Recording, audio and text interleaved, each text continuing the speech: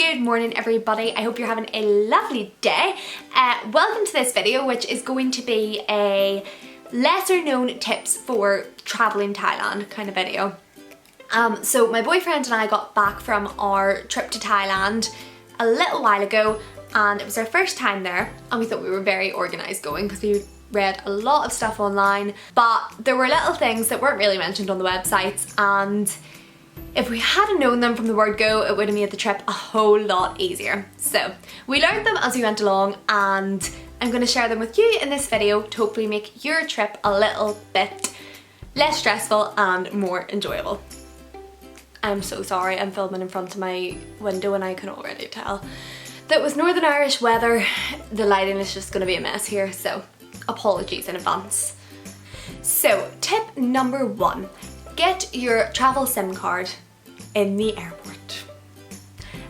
For those of you that don't know, travel SIM card is literally just a SIM card you get whenever you're away. It's a disposable one that you can use for 2, 3, however many weeks you need it for.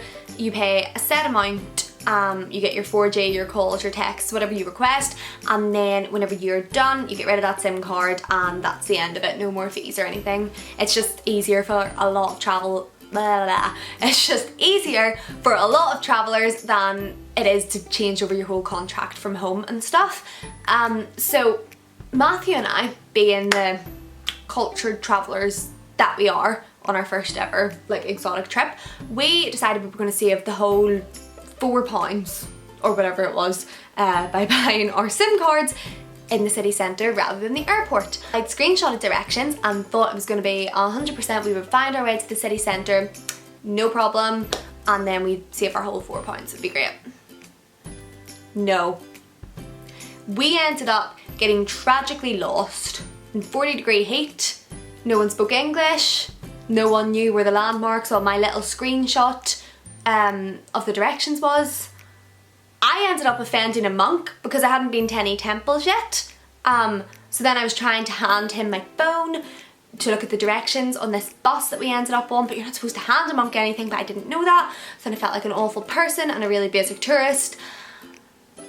We ended up getting off the random bus that we ended up on, walking I don't know how far with massive backpacks, and then we gave in and used the 4G on my phone anyway, which left us with a huge fee, which is going to be the next point.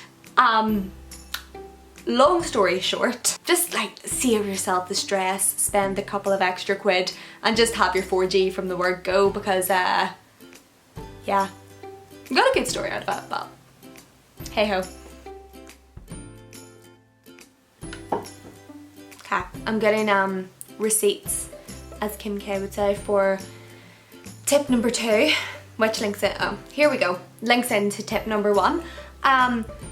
I ended up using my 4G, as I said, literally just to Google Maps, turned it off. I'd say we weren't using it for more than 5 minutes. Got this little number through from O2 the next day.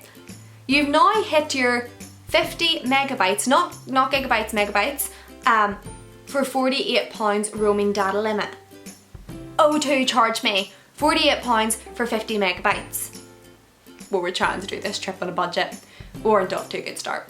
So get your travel SIM cards. Literally, do not turn on your 4G unless you're about to die. So yeah, that's number 2, kids. We learned that one the hard way. Number 3, Tuk Tuks. They can spot a tourist a mile off, and a rule of thumb for if you are getting a Tuk Tuk is literally see what they price you and then divide it by 3.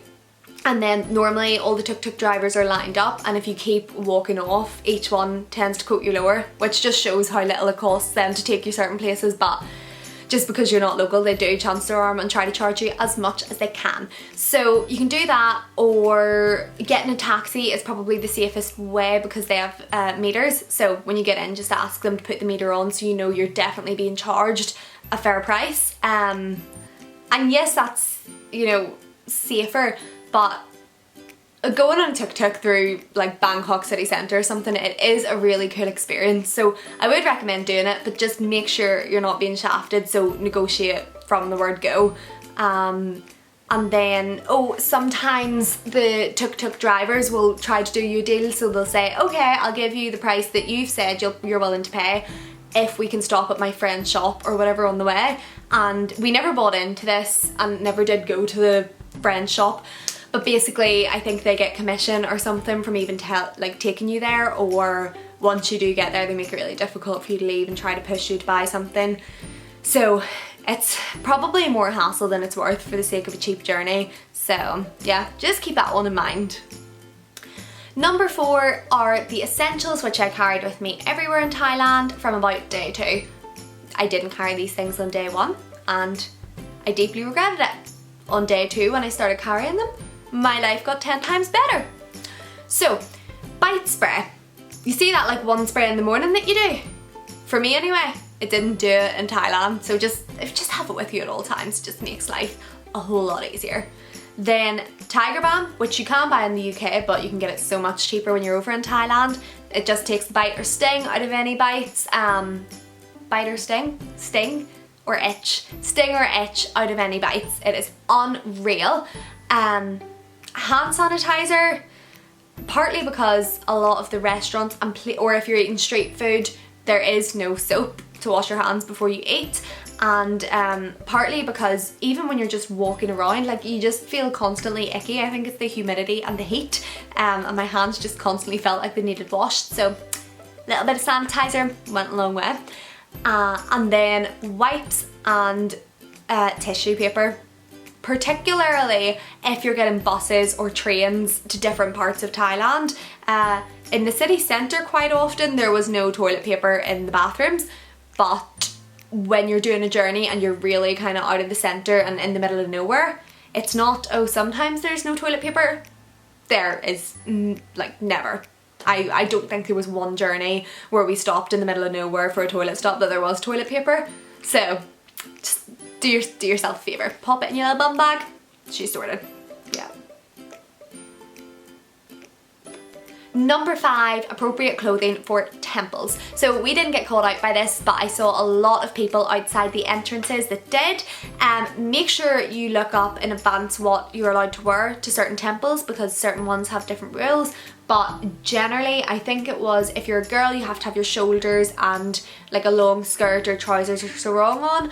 And if you're a boy, you have to have you have to have your shoulders covered. That's what it was. So make sure you look that up in advance, just to save yourself getting like traveling the whole way somewhere and then having to go home. That has just reminded me of another point that wasn't in my original list, but that is whenever you're going to tourist destinations, a lot of the time you'll get close to the place and then there'll be someone telling you that that destination is closed, why don't you come to theirs instead or whatever. I'm assuming these people are on commission from diverting tourists away from where they were originally going to go into this new place instead. So if that happens, I'm gonna say 9 times out of 10 the place generally is still open you were originally going to go to. So just do like a little Google search or just head to the entrance anyway, just to double check. Okay, last point. If you're watching this, just know that I did consider editing this out, but I've decided to keep it in. If you're not watching it, well, obviously I've edited it out, so you're not going to see this anyway. Hey ho! Visa on arrival literally means you need to apply for your visa in advance, and I sound like such an imbecile saying this because in hindsight, obviously that's what it means, but at the time I just didn't realise. So basically, my boyfriend has a UK passport. I have an Irish passport. UK citizens get a certain amount of days in Vietnam without having to fill in all the paperwork. Irish passport holders, whenever I went online, it said they get their visa on arrival. So my idiotic brain just, instead of delving deeper, assumed, oh, I can get off the plane in Vietnam and fill in the paperwork there and then I'll be presented with my visa. But what actually ended up happening was I went to the check-in desk when we were still in Thailand, about to fly to Vietnam. The woman asked for my visa. I explained to her that I was going to get my visa on arrival when I arrived in Vietnam. She looked at me like I had 3 heads. I was denied boarding until I got the visa. We we had to go through every website we could in the half an hour before our flight was due to board, and we found like the dodgiest website ever where you could pay a ridiculous amount, if I'm being honest, to fast track your visa. Didn't look legit in any way. Some Thai or Vietnamese man was literally just texting my mobile saying like, will be fine, visa at other end, and how this passed in the airport, I don't know. I mean, obviously it was a legit visa, but the whole situation just did not seem legit at all. But I got into Vietnam in the end, but like, just when you read something and it's to do with, you know, pretty legit stuff like visas, click into it, because it seems so obvious now whenever I'm telling the story. Like, I actually sound like such an idiot, I'm aware of this, but at the time I just didn't think twice. I just, no justification. I'm an idiot, but there might be one person out there that would be as silly as to, oh, it's bound to have happened to someone before, isn't it? Yeah, read the paperwork, guys. So those were my top tips for traveling Thailand, which you might not find on the standard websites. I'm hoping my trial and error might help someone else have a better trip. And yeah, if you have any questions or video requests or anything, leave them down below and I will get back to you. And if you enjoyed this video, please give me a little like and subscribe, because I'm a YouTuber newbie and I really do appreciate every single interaction on my videos. So yes, I hope you have a lovely day and I'll see you in the next video. Bye!